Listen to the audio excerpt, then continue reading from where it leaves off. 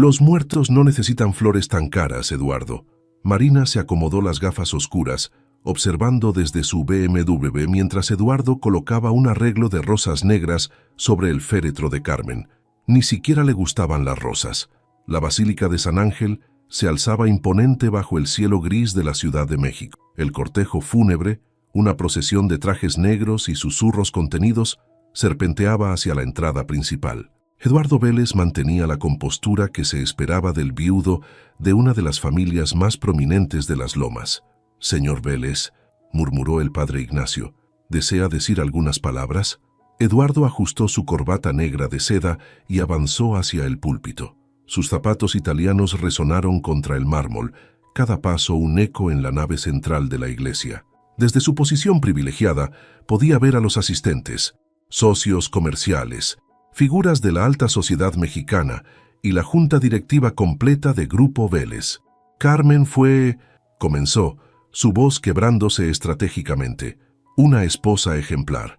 Desde el último banco, Teresa, el ama de llaves, apretó su pañuelo con fuerza. Había sido testigo de demasiadas noches en que la señora cenaba sola, de llamadas no contestadas, de llegadas tardías explicadas con excusas cada vez menos creíbles.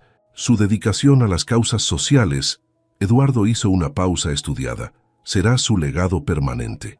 Marina observaba desde su auto, recordando aquella primera vez en el Congreso de Bienes Raíces en Polanco. Eduardo había cruzado el salón con determinación, ignorando a su esposa, que conversaba con unos inversionistas extranjeros. «¿Le interesa conocer algunos desarrollos exclusivos en Santa Fe?», le había preguntado, con una sonrisa que prometía mucho más que una transacción inmobiliaria. El repentino sonido de un teléfono rompió el solemne silencio. La licenciada Daniela Montero, sentada en la tercera fila, revisó discretamente el mensaje. «Documentos listos para revisión urgente. Fideicomiso Ruiz de Vélez». Eduardo concluyó su elegía con una promesa de mantener vivo el espíritu filantrópico de Carmen. Sus ojos se encontraron brevemente con los de Marina a través del vidrio polarizado de su auto. Un intercambio imperceptible para todos, excepto para Teresa, que había aprendido a leer los silencios en esa casa durante 20 años. Mientras el féretro descendía, Eduardo sintió el peso del sobre que llevaba en el bolsillo interior de su saco. El estado de cuenta de las inversiones conjuntas con Carmen. Lo había revisado obsesivamente desde que ella sufrió el ataque cardíaco 3 días atrás. Los números bailaban en su mente. Millones en fondos de inversión, propiedades en Polanco y Pedregal, cuentas en el extranjero. «Que descanse en paz», pronunció el padre Ignacio. «Amén», respondió la congregación, pero la paz estaba lejos de llegar. En su oficina en la Torre Reforma, Daniela Montero ya preparaba los documentos que cambiarían el destino de esa fortuna. Carmen había dejado todo preparado, cada detalle meticulosamente planeado, como si hubiera sabido que su tiempo se agotaba. Las rosas negras se mecieron con una ráfaga de viento, mientras la última palada de tierra caía sobre el ataúd. Marina arrancó su auto, y Eduardo aflojó su corbata. El juego estaba por comenzar, pero ninguno conocía las verdaderas reglas que Carmen había establecido antes de partir. «Querida Daniela, cuando leas esto, ya estaré muerta». La licenciada Montero dejó que el peso de esas palabras se asentara mientras contemplaba el papel con el membrete del despacho jurídico.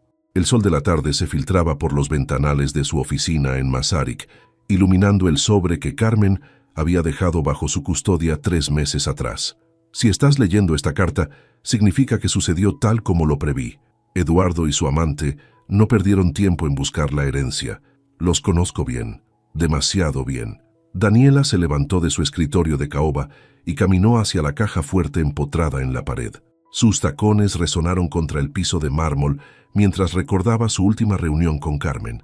«¿Estás completamente segura de esto?», le había preguntado ese día. «Más segura que de mi matrimonio», había respondido Carmen con una sonrisa triste. Dentro de la caja fuerte, una carpeta roja contenía todos los documentos, estados de cuenta, transferencias, registros de llamadas, fotografías, 5 años de evidencia meticulosamente recopilada. «He pasado los últimos años construyendo una fachada», continuaba la carta, «la esposa abnegada que mira hacia otro lado, la socialité dedicada a sus causas benéficas. Eduardo nunca sospechó que cada evento de caridad, cada subasta, cada fundación, era parte de algo mayor. El teléfono de la oficina sonó. Era su asistente. Licenciada, el señor Vélez está en la línea 1. Dice que es urgente. Dile que estoy en una junta. Que venga mañana a las 10. Daniela volvió a la carta. La cuenta en Suiza fue el primer indicio. Eduardo nunca fue tan inteligente como él creía. Dejar un estado de cuenta a la vista, típico de su arrogancia. Las transferencias a Marina comenzaron poco después del Congreso Inmobiliario. Siempre el mismo monto, siempre el mismo día del mes. Un archivo adjunto mostraba los movimientos bancarios. Carmen había subrayado cada transferencia con tinta roja. Pero mi verdadero dolor no fue la traición, Daniela. Fue darme cuenta de que Eduardo había estado desviando fondos de nuestras fundaciones, dinero destinado a becas, a comedores comunitarios, a clínicas rurales. Eso no se lo perdonaré jamás. La abogada extrajo otro documento de la carpeta, el acta constitutiva del Fideicomiso Educativo Carmen Ruiz de Vélez, con un capital inicial de 200 millones de pesos. He transferido todo, Daniela. Cada peso, cada propiedad, cada inversión. Eduardo encontrará las cuentas vacías. El imperio que construyó sobre mentiras se desmoronará, y ni él ni Marina podrán tocar un centavo. El sol se había ocultado tras los edificios de Polanco. Daniela encendió la lámpara de su escritorio y continuó leyendo. Mi muerte no será en vano. El fideicomiso ya está operando. Cientos de jóvenes recibirán educación. Es un legado que ni Eduardo ni su amante podrán destruir. Las últimas líneas de la carta brillaban con una determinación férrea. Cuando vengan por la herencia, y sé que lo harán apenas termine el funeral, muéstrales la verdad. Todo está en tus manos ahora, Daniela. Haz justicia. La firma de Carmen, elegante y firme, sellaba el documento. Daniela guardó la carta en la caja fuerte y programó la reunión en su agenda. Mañana, a las 10 en punto, Eduardo Vélez aprendería que su esposa había sido más astuta que él. Las acciones cayeron otro 2%, señor Vélez. Eduardo golpeó su escritorio en el piso 40 de la Torre Grupo Vélez, enviando su taza de café al suelo. Su asistente, Ramiro, se apresuró a limpiar el desastre. ¿Ya conseguiste acceso a las cuentas de Carmen? Los bancos dicen lo mismo, señor. Necesitan el certificado de defunción apostillado y... Ramiro tragó saliva. La firma de la albacea. ¿Albacea? ¿Qué albacea? La licenciada Montero. Eduardo aflojó su corbata Hermés y miró por el ventanal hacia el Paseo de la Reforma. Abajo la ciudad seguía su ritmo frenético, ajena a su desesperación. Su celular vibró. Otro mensaje de Marina. Necesitamos hablar. Urgente. Las escrituras de la casa en Acapulco. Ignoró el mensaje y abrió su laptop. Las notificaciones del banco se acumulaban. Pagos pendientes, vencimientos, llamadas de inversionistas. El imperio Vélez, construido durante 15 años, comenzaba a mostrar grietas. Señor, Ramiro interrumpió sus pensamientos. El consejo solicita una reunión extraordinaria para mañana. Cancélala. Pero señor, los socios insisten. Los rumores sobre las irregularidades en el proyecto de Santa Fe, dije que la canceles. Eduardo se levantó bruscamente. Y consígueme una cita con Montero, hoy mismo. En el elevador, Eduardo recordó la última conversación con Carmen. Había sido 3 días antes de su muerte. ¿Cenamos juntos?, había preguntado ella, sosteniendo una carpeta que ahora le parecía sospechosa. Tengo una junta importante, respondió sin mirarla. Siempre la tienes, Eduardo. Su teléfono volvió a vibrar. Esta vez era un correo del banco suizo. Estimado señor Vélez, lamentamos informarle que la cuenta conjunta fue cerrada hace 3 meses. Las puertas del elevador se abrieron en el lobby. Patricia, la recepcionista que llevaba 20 años en la empresa, desvió la mirada cuando pasó. ¿Acaso todos sabían algo que él ignoraba? En el estacionamiento, Marina lo esperaba recargada en su auto. ¿Por qué no contestas mis mensajes? No es el momento, Marina. Entonces, ¿cuándo? Las escrituras están a nombre de Carmen. Me prometiste que la casa sería mía. Eduardo la sujetó del brazo, arrastrándola hacia un rincón menos visible. Baja la voz. Todo está bajo control. ¿Bajo control? Los del club hablan de auditorías, Eduardo, de investigaciones. ¿Qué está pasando? Un guardia de seguridad se acercó, pero Eduardo lo despidió con un gesto. Marina se soltó de su agarre. Tengo una reunión con la abogada. murmuró él. Esta tarde sabremos exactamente qué dejó Carmen. ¿Y si no dejó nada? La pregunta quedó flotando en el aire viciado del estacionamiento. Eduardo subió a su Mercedes y arrancó, dejando a Marina con sus dudas y el eco de sus tacones contra el concreto. En su oficina, Daniela Montero revisaba una última vez los documentos mientras esperaba la inevitable visita. El imperio de cristal de Eduardo Vélez estaba a punto de convertirse en polvo. La señora sabía todo desde el principio. Teresa dobló cuidadosamente las sábanas de seda egipcia mientras hablaba con su hija por teléfono. Pero la señora Carmen era como el agua, Lupita. Tranquila por fuera, pero por dentro llevaba una corriente que nadie veía. La mansión del Pedregal, con sus amplios ventanales y jardines impecables, guardaba 20 años de secretos entre sus muros. Teresa los conocía todos. ¿A qué hora llega el señor?, preguntó el jardinero desde la puerta. El señor ya no llega a dormir, Jaime. No desde el funeral. Teresa recorrió el pasillo principal, donde las fotografías contaban una historia diferente a la realidad. Eduardo y Carmen en su boda en la Basílica de Guadalupe. La inauguración del primer desarrollo inmobiliario en Polanco. Viajes a Europa. Sonrisas ensayadas, poses estudiadas. Se detuvo frente al despacho de Carmen. La llave pesaba en su bolsillo. «Guarda esto, Teresa», le había dicho Carmen 3 semanas antes de morir. «Y si algo me pasa, asegúrate de que Daniela reciba el sobre azul que está en la caja fuerte». El sobre que Teresa nunca necesitó entregar, porque Carmen ya se había encargado de todo. El timbre resonó en la casa vacía. Teresa se asomó por la ventana del segundo piso. Marina, con un traje sastre color crema, esperaba en la puerta principal. «La señora no está», dijo Teresa a través del interfono. «Sé que Carmen está muerta». La voz de Marina sonaba tensa. «Necesito hablar contigo».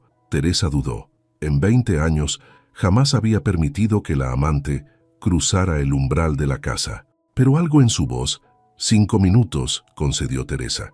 En la cocina, donde tantas veces había preparado el té de jazmín que Carmen prefería, Marina parecía fuera de lugar. «¿Desde cuándo lo sabía?», preguntó Marina, rechazando el té que Teresa le ofreció. «La señora nunca fue tonta. La primera vez que el señor llegó tarde oliendo a tu perfume Chanel, ella solo sonrió y pidió que le sirviera más vino. ¿Por qué no dijo nada?». Teresa dejó escapar una risa seca. La señora hablaba con sus acciones.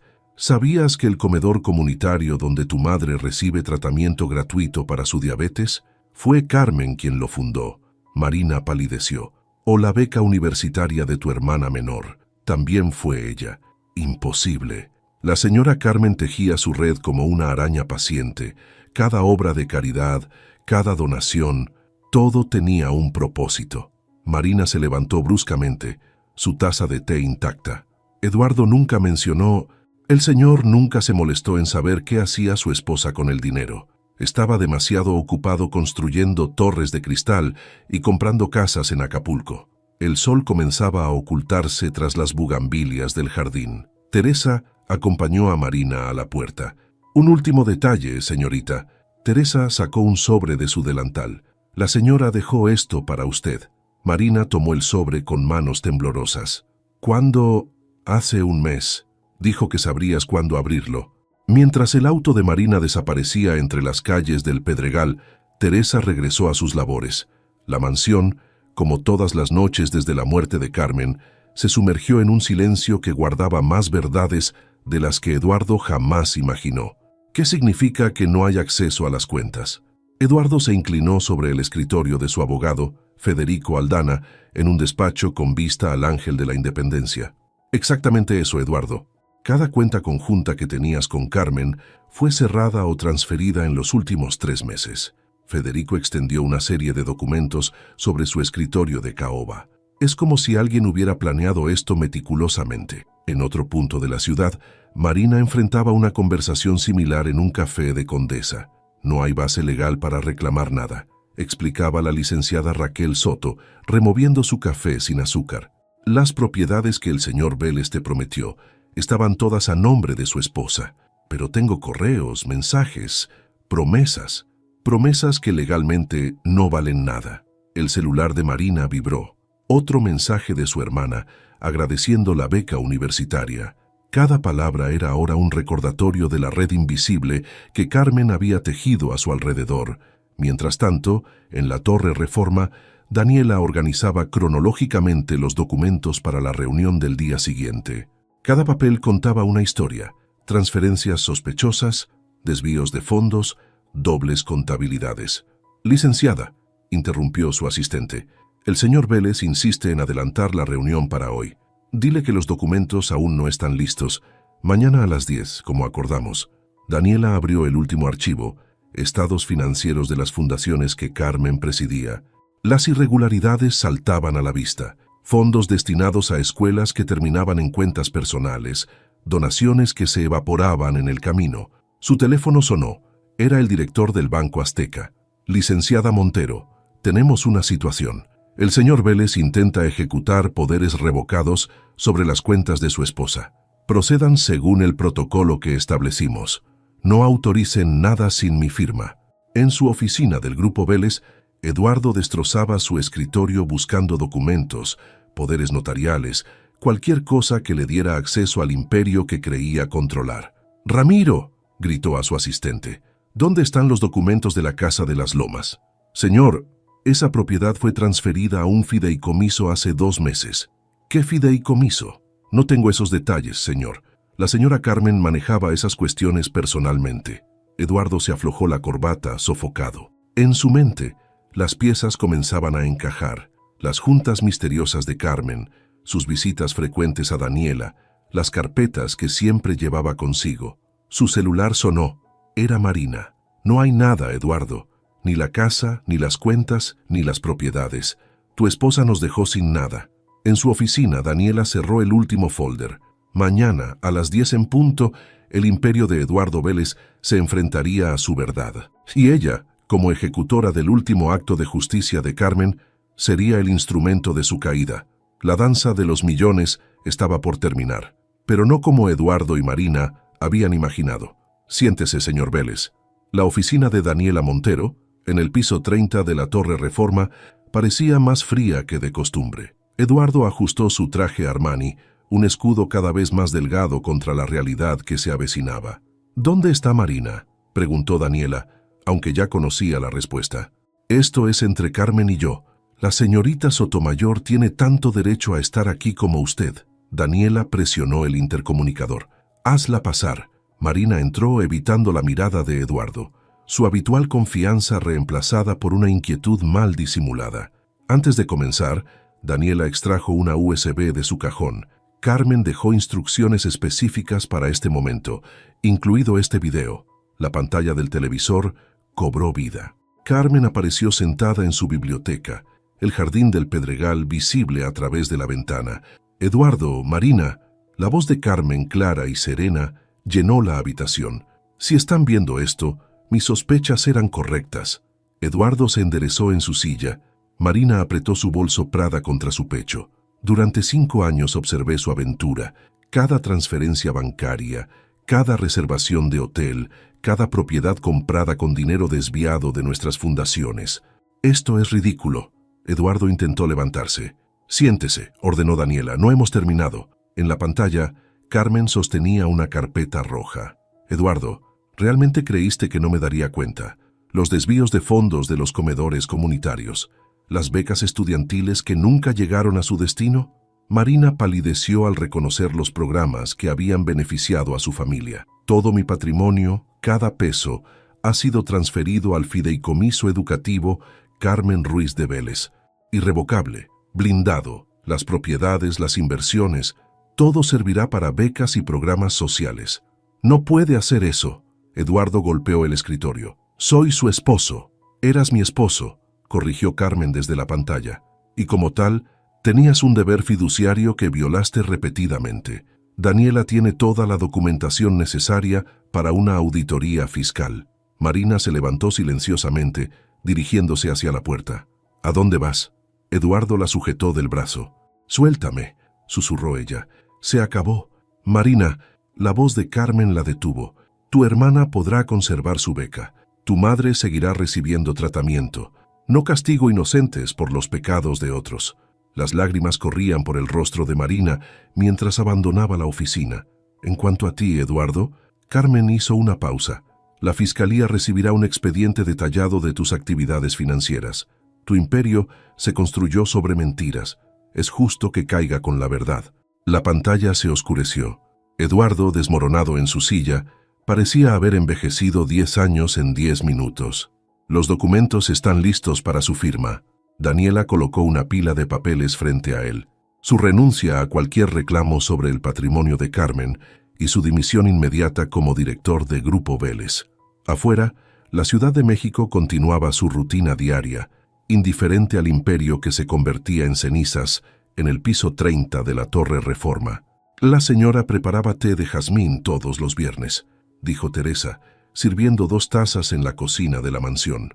El día que llegó la primera foto de ustedes en el Hotel W, ella solo pidió un poco más de miel. Marina contempló el líquido ámbar, su reflejo distorsionado en la superficie. ¿Por qué me cuenta esto? Porque necesita entender quién era realmente la señora Carmen. El reloj de la cocina marcaba las 3 de la tarde, la hora del té de Carmen, la hora en que Teresa había sido testigo silenciosa de una década de dignidad inquebrantable. Aquí está. Teresa extrajo un sobre amarillento de su delantal, las fotos que el investigador privado entregaba cada mes. Marina las revisó una a una. Ella y Eduardo entrando al restaurante en Polanco, caminando por Mazarik en el lobby del hotel. Cada imagen una puñalada a la fachada de discreción que creían mantener. ¿Por qué nunca nos enfrentó? Teresa sirvió más té. La señora Carmen decía que la venganza es un plato que se sirve con elegancia. Las becas, los programas sociales, ¿todo fue parte de su plan? No, eso era quien ella era realmente. Su venganza no fue quitarles el dinero. Teresa hizo una pausa. Fue mostrarles que podía usarlo mejor que ustedes. El celular de Marina vibró. Otro mensaje de Eduardo. Lo ignoró.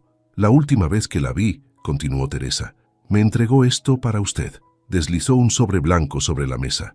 Marina lo abrió con manos temblorosas. Dentro, una carta manuscrita. Marina, no te odio. El odio requiere más energía de la que estoy dispuesta a dedicarte. En cambio, te ofrezco una lección que tardé años en aprender. El poder no está en el dinero que tengamos, sino en cómo elegimos usarlo. Tu madre seguirá recibiendo tratamiento en la clínica. Tu hermana completará sus estudios, no porque lo merezcas, sino porque ella sí. Algún día entenderás que esta no es una historia de venganza, es una historia de justicia. Carmen. Marina dobló la carta, las lágrimas nublando su visión. El señor Eduardo llamó 4 veces hoy, mencionó Teresa, recogiendo las tazas. Quiere los documentos que la señora guardaba en su despacho. ¿Hay más? Siempre hay más, señorita, pero esos secretos ya no son para nosotras.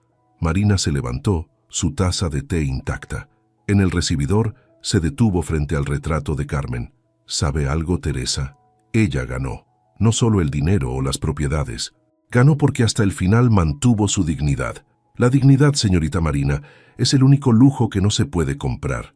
Mientras Marina cruzaba el jardín hacia su auto, el aroma del jazmín la seguía, como un recordatorio persistente de la mujer que había subestimado durante tanto tiempo. Teresa cerró la puerta y regresó a sus labores, guardiana de los últimos secretos de una casa que ya no albergaba más que memorias y el eco de una venganza servida con la misma elegancia que el té de las 3. Las acciones de Grupo Vélez cayeron un 40% esta mañana, anunció César Medina, socio minoritario, en la sala de juntas del piso 40. La prensa está afuera. Quieren explicaciones. Eduardo, deshecho, observaba la ciudad a través del ventanal. Su reflejo, una sombra de lo que fue hace apenas una semana, le devolvía una mirada vacía. ¿Dónde está el reporte de auditoría?, preguntó Javier Ruiz, presidente del consejo. Aquí. César deslizó una carpeta negra sobre la mesa de caoba. Las irregularidades son considerables. ¿Considerables? Javier hojeó el documento. Esto es un fraude sistemático, desvío de fondos, doble contabilidad, facturas falsas. El teléfono de Eduardo vibró. La Comisión Nacional Bancaria y de Valores requería su presencia inmediata. Los inversionistas de Dubái se retiraron, continuó César. El proyecto de Santa Fe está paralizado. Eduardo, Javier se ajustó las gafas. ¿Tienes algo que decir? Pero Eduardo recordaba la última conversación con Carmen en esta misma sala. 3 meses atrás. Deberías revisar los estados financieros más cuidadosamente, había dicho ella, con una sonrisa enigmática. Los números nunca mienten, había respondido él arrogante. No, Eduardo, los números no mienten. La gente sí. Eduardo, la voz de Javier lo trajo al presente. El consejo exige tu renuncia inmediata. No pueden hacer esto. Yo construí esta empresa. La construiste sobre arena, intervino César. Y Carmen lo documentó todo. La puerta se abrió. Ramiro, pálido, entró con su tableta. Señor, las redes sociales. El hashtag Fraude Vélez es tendencia nacional. Eduardo intentó aflojar su corbata, pero sus manos temblaban demasiado. Los fondos desviados de las fundaciones. Javier consultó el informe. Comedores comunitarios, becas estudiantiles, clínicas rurales. ¿Cómo pudiste? Era mi dinero, masculló Eduardo. No, César cerró la carpeta. Era dinero destinado a gente que lo necesitaba. Carmen lo entendió. Tú no. El intercomunicador zumbó. Señor Vélez, la policía financiera está en el lobby. Eduardo Vélez. Javier se levantó. Por decisión unánime del Consejo quedas destituido como director general de Grupo Vélez, efectivo inmediatamente. Los agentes de la policía ya subían por el elevador mientras Eduardo recogía sus pertenencias. En su oficina, las fotos con Carmen parecían burlarse de él. Señor, Ramiro asomó la cabeza. La licenciada Montero llamó. Dice que los documentos del fideicomiso están listos para ser ejecutados. Eduardo miró por última vez el imperio que había construido. Abajo, los reporteros se arremolinaban en la entrada del edificio. ¿Necesita que llame a su abogado?, preguntó Ramiro. No. Eduardo tomó su maletín. Ya no hay nada que defender. El elevador descendió, marcando el final de una era. En algún lugar, Carmen había ganado su última batalla, convirtiendo el imperio de cristal de Eduardo en polvo, con la misma elegancia con que solía tomar su té de jazmín. Me llamo Valentina Ruiz. La joven ajustó su uniforme escolar frente al auditorio repleto. Y gracias al fideicomiso Carmen Ruiz de Vélez, seré la primera de mi familia en ir a la universidad. Daniela Montero, sentada en la primera fila del Centro Educativo San Ángel, observaba cómo el verdadero legado de Carmen cobraba vida. 100 estudiantes, 100 historias de esperanza. Mi madre limpia casas, continuó Valentina. Cuando recibimos la carta de la beca, lloró por primera vez desde que papá nos abandonó. Ahora podré estudiar medicina. En la última fila, Teresa secaba sus lágrimas discretamente. Había insistido en asistir a la primera ceremonia de entrega de becas. La señora estaría orgullosa, susurró. El periódico del día descansaba sobre una silla vacía. Eduardo Vélez enfrenta cargos por fraude fiscal. Pero aquí, en este auditorio, su nombre era irrelevante. El fideicomiso no solo cubre la universidad, explicaba el director del programa. Incluye libros, transporte, seguro médico. Carmen pensó en todo. Una adolescente se acercó al micrófono. Mi hermanito recibe tratamiento gratuito en la clínica del fideicomiso. Antes mamá tenía que elegir entre su medicina y nuestra comida. Daniela recordó la última conversación con Carmen sobre el fideicomiso. ¿No es demasiado generoso?, había preguntado. La verdadera generosidad, respondió Carmen, es dar oportunidades que cambien vidas. El director desplegó un mapa en la pantalla. Comedores comunitarios, clínicas, centros educativos, la red de apoyo que Carmen había tejido, mientras todos creían que solo era una socialité más. Este año, anunció, el fideicomiso beneficiará a más de 1000 familias. En el fondo del auditorio, una figura familiar observaba en silencio. Marina, irreconocible sin su habitual ropa de diseñador, había venido a entender. Los expedientes de cada estudiante fueron seleccionados personalmente por la señora Carmen, explicó el director. Incluso después de su partida, su visión sigue transformando vidas. Valentina volvió al micrófono. Algunos dicen que la señora Carmen era demasiado callada, demasiado discreta, pero aprendí que las personas más silenciosas son a veces las más fuertes. Ella no buscaba aplausos ni reconocimiento, buscaba hacer la diferencia.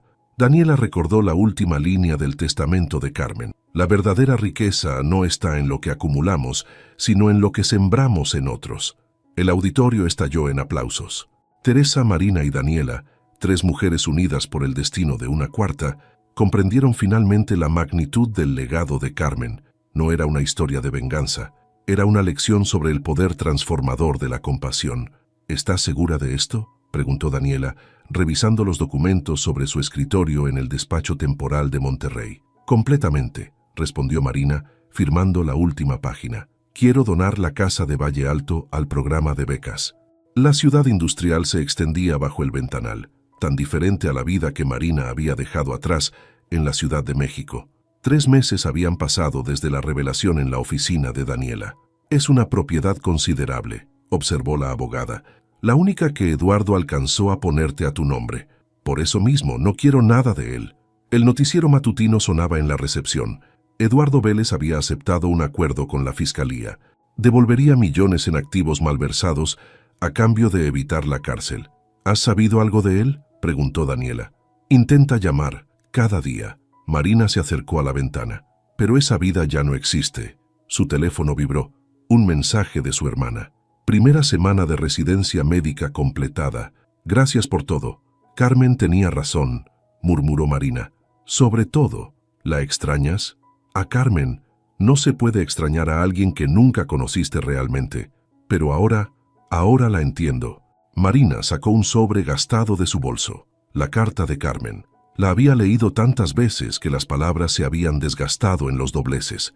¿Sabes qué es lo irónico?, continuó. Ella construyó algo hermoso con el dinero que Eduardo y yo queríamos desperdiciar. Mi madre recibe su tratamiento. Mi hermana es médico. Cientos de estudiantes tienen un futuro. ¿Por eso decidiste quedarte en Monterrey? Necesitaba empezar de nuevo, sin diamantes, sin penthouses, sin mentiras. Daniela guardó los documentos de la donación. ¿Y el programa de mentoría que quieres iniciar? Las chicas necesitan saber que hay opciones, que no tienen que ser la amante de nadie para salir adelante. Marina sonrió con ironía. Carmen me enseñó eso, de la manera más dura posible. El sol de la tarde bañaba la ciudad industrial. En la recepción, una joven esperaba su turno para solicitar una beca del fideicomiso. A veces, dijo Marina, la lección más valiosa viene de quien menos esperas. ¿Y ahora qué sigue? Seguir el ejemplo de Carmen, no con venganza, sino con propósito. Marina recogió su bolso, ya no de diseñador. Su nuevo trabajo en la fundación educativa local esperaba. ¿Sabes?, dijo antes de salir. Eduardo creía que el poder estaba en el dinero. Carmen sabía que estaba en cómo lo usas para cambiar vidas. Daniela observó a Marina alejarse por el pasillo. La mujer que alguna vez fue la amante codiciosa de Eduardo Vélez había encontrado en las cenizas de su antigua vida un propósito más grande que ella misma.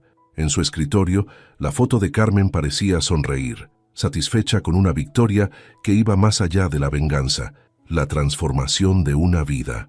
Bienvenido al Centro Educativo Carmen Ruiz de Vélez. La directora extendió su mano hacia Eduardo, quien permanecía inmóvil frente a la entrada principal.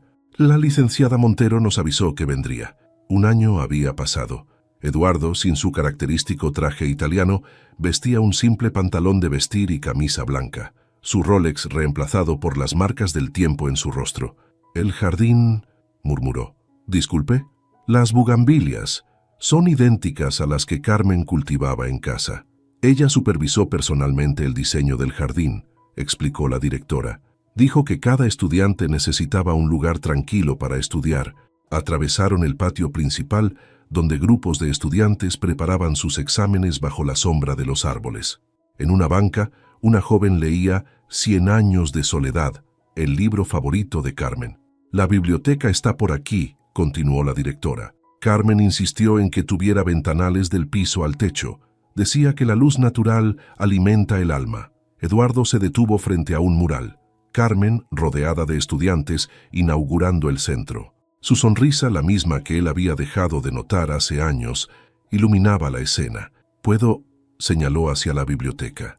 «Por supuesto, tómese su tiempo». En el interior, el aroma a libros nuevos se mezclaba con el perfume de las flores del jardín. Eduardo recorrió los estantes hasta llegar a una vitrina especial. «La colección personal de Carmen», leyó en la placa. Entre los libros, un diario de cuero negro llamó su atención. Una nota adhesiva sobresalía.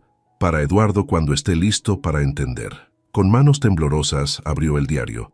«Querido Eduardo, si estás leyendo esto, significa que finalmente has venido al centro.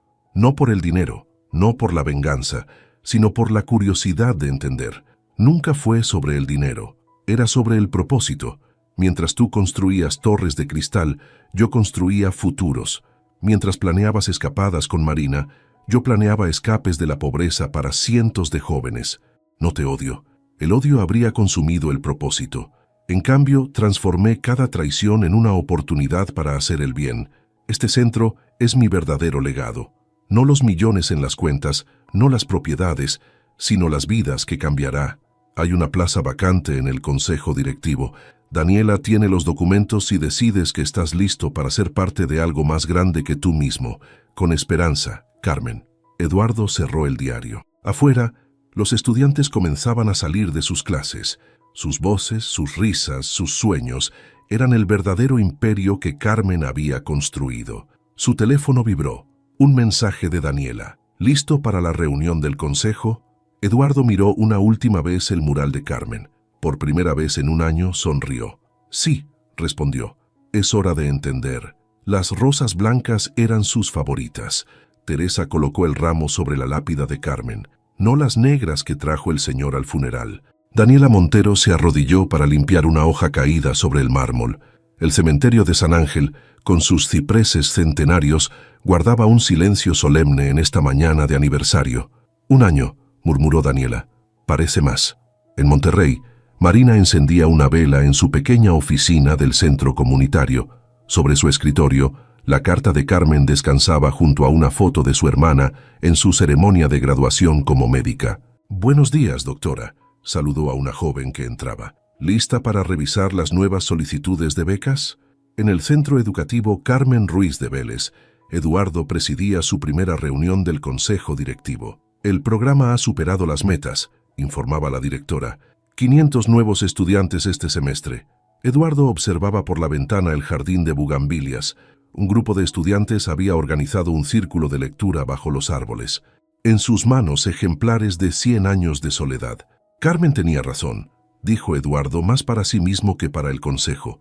El verdadero legado no se mide en pesos. De vuelta en el cementerio, Daniela desplegó unos documentos sobre la banca de mármol. Los números finales del fideicomiso, explicó a Teresa. Carmen estaría orgullosa. Cada peso ha generado un cambio real. La señora siempre decía que el dinero es como el agua, recordó Teresa. Puede ahogarte o puede dar vida. Todo depende de cómo lo uses. Una estudiante se acercó a la tumba, vacilante. Era Valentina, la primera becaria. Perdón, interrumpió. No sabía que estarían aquí. Solo quería... Adelante, sonrió Daniela. Valentina colocó su bata blanca de médico interno sobre la lápida. Gracias, susurró, por creer en nosotros. El viento mecía suavemente las rosas blancas, mientras el sol de mediodía bañaba el cementerio. En 3 puntos distintos de México, 4 vidas transformadas por una mujer que entendió que la verdadera venganza no está en la destrucción, sino en la creación de algo hermoso a partir del dolor. Daniela. Teresa rompió el silencio. ¿Cree que ella sabía que todo resultaría así? Carmen no jugaba ajedrez para ganar la partida, respondió Daniela recogiendo sus documentos. Jugaba para cambiar el juego completo. Las campanas de la Basílica de San Ángel repicaron a lo lejos. Era la hora del té, y en algún lugar el aroma del jazmín flotaba en el aire, como un recordatorio perpetuo de que algunas historias no terminan con la muerte, terminan con vida, con propósito, con flores blancas sobre una tumba y cientos de futuros floreciendo bajo el sol de México. Dijo Diego inclinándose hacia Camila con una sonrisa burlona. Con todo lo que presume, ni siquiera tiene casa propia. Valeria acababa de llegar. Escuchó esas palabras desde la entrada del restaurante, pero no se detuvo. Caminó directo hacia la mesa donde su esposo y esa mujer la esperaban. El vestido borgoña que llevaba no era nuevo, pero le quedaba perfecto. Se sentó sin saludar. «Llegas tarde», le dijo Diego mirando su reloj. «El tráfico estaba pesado», respondió Valeria, poniendo su bolsa en la silla vacía.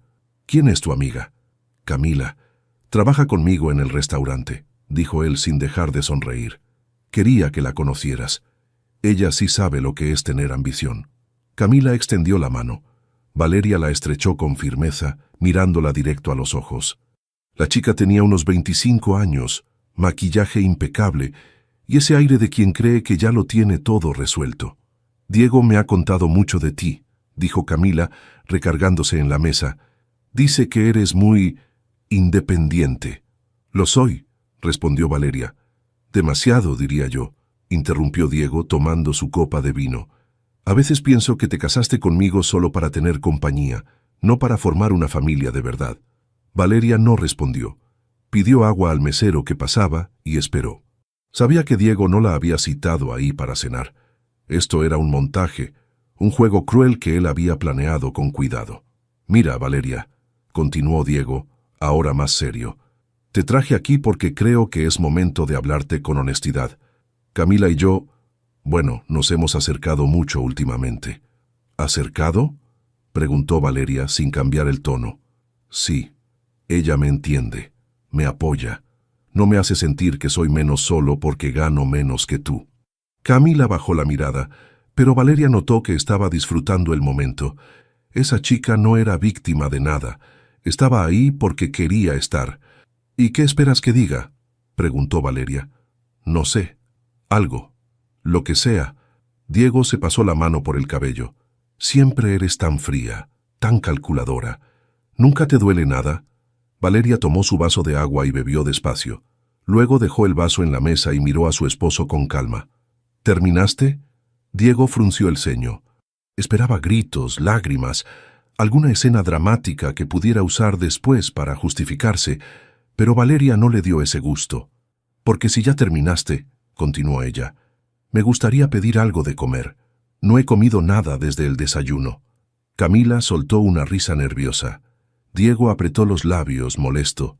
El mesero se acercó y Valeria ordenó sin mirar el menú.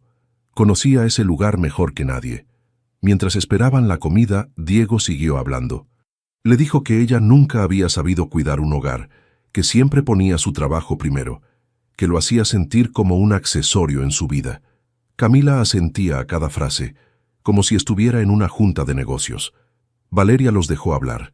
No tenía caso discutir. Ya había entendido todo. Cuando llegó el dueño del restaurante, un hombre mayor con acento italiano, todo cambió. «Valeria», gritó desde el otro lado del salón, acercándose con los brazos abiertos. «Qué alegría verte. Hace meses que no vienes». «Hola, Marco», respondió Valeria levantándose para saludarlo. «Gracias por seguir confiando en el grupo, en serio. Tu inversión ha sido clave para abrir la nueva sucursal». Diego se quedó paralizado. Camila abrió los ojos como platos. «¿Inversión?», preguntó Diego con la voz temblando. Marco lo miró confundido. «Sí, claro, Valeria es una de nuestras socias principales. ¿No lo sabías?». Valeria sonrió apenas. No dijo nada. No hacía falta. Diego intentó hablar, pero no le salían las palabras. Camila se hundió en su silla, de repente mucho menos segura de sí misma. «Bueno, los dejo cenar tranquilos», dijo Marco, dándole una palmada en el hombro a Valeria. «Cualquier cosa que necesites, me avisas». Cuando Marco se fue, el silencio en la mesa era tan pesado que hasta el ruido del restaurante parecía lejano. «Valeria», empezó Diego. «No», lo interrumpió ella, sacando su tarjeta de crédito. «Ya no quiero hablar». Llamó al mesero, pidió la cuenta y pagó. Diego intentó detenerla, pero ella se levantó y caminó hacia la salida sin voltear atrás. Afuera, la noche estaba fresca. Valeria respiró hondo y caminó hacia su coche. No lloró. No se sintió triste, solo cansada. Sabía que esa no sería la última humillación que Diego intentaría hacerle, pero también sabía que ya no le importaba. Algo había cambiado esa noche, algo que no tenía vuelta atrás. Subió al coche, cerró la puerta y arrancó. En el espejo retrovisor, vio a Diego salir corriendo del restaurante, buscándola entre los coches estacionados. Pero ella ya se había ido. Valeria llegó a su departamento pasadas las 11 de la noche. Diego no estaba. Probablemente seguía en el restaurante intentando explicarle a Camila lo que acababa de pasar. O quizás estaba en el bar de siempre, ahogando su orgullo herido. No le importaba.